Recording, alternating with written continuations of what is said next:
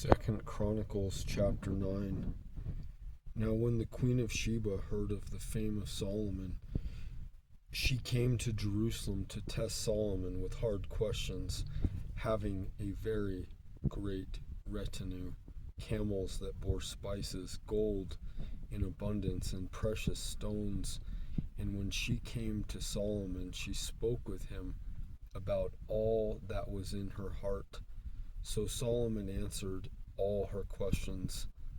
There was nothing so difficult for Solomon that he could not explain it to her. And when the queen of Sheba had seen the wisdom of Solomon, the house that he had built, the food on his table, the seating of his servants, the service of his waiters and their apparel, his cupbearers and their apparel, and his entryway by which he went up to the house of the Lord, there was no more spirit in her. Then she said to the king, "It was a true report which I heard in my own land about your words and your wisdom. However, I did not believe their words until I came and saw with my own eyes. And indeed, the half of the greatness of your wisdom was not told me. You exceed the fame of which I heard. Happy are your men, and happy are these your servants who stand continually before you and hear your wisdom.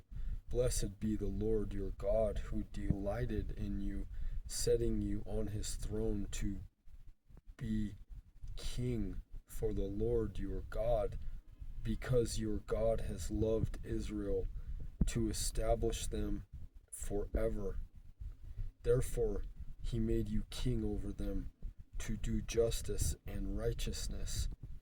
And she gave the king 120 talents of gold, spices in great abundance, and precious stones. There never were any spices such as those the queen of Sheba gave to King Solomon.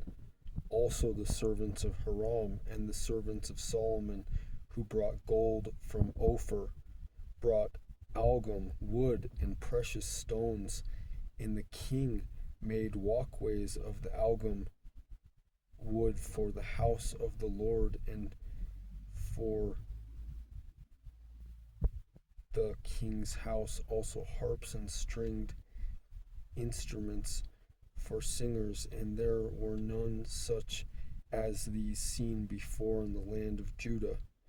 Now King Solomon gave to the queen of Sheba all the desired, whatever she asked.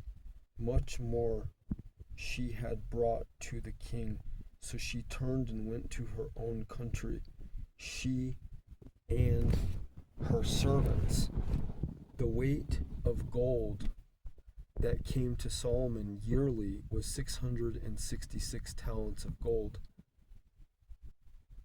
besides what the traveling merchants and traders brought. And all the kings of Arabia and governors of the country brought gold and silver to Solomon. And King Solomon made 200 large shields of hammered gold. 600 shekels of hammered gold went into each shield. He also made 300 shields of hammered gold. 300 shekels of gold went into each shield. The king put them in the house of the forest of Lebanon. Moreover, the king made a great throne of ivory and overlaid it with pure gold. The throne had 6 steps with a footstool of gold, which were fastened to the throne. There were armrests on either side of the place of the seat, and 2 lions stood besides the armrest. 12 lions stood there, one on each side of the 6 steps. Nothing like this had been made for any other kingdom. All King Solomon's drinking vessels were gold, and all the vessels of the house of the forest of Lebanon were pure gold. Not one was silver, for this was accounted as nothing in the days of Solomon. for the king's ships went to Tarshish with the servants of Hiram. Once every 3 years, the merchant ships bringing gold, silver, ivory, apes, and monkeys. So King Solomon surpassed all the kings of the earth in riches and wisdom, and all the kings of the earth sought the presence of Solomon to hear his wisdom, which God had put in his heart. Each man brought his present articles of silver and gold, garments, armor, spices, horses, and mules at a set rate year by year. Solomon had 4,000 stalls for horses and chariots, and 12,000 horsemen who he stationed in the chariot cities and with the king at Jerusalem.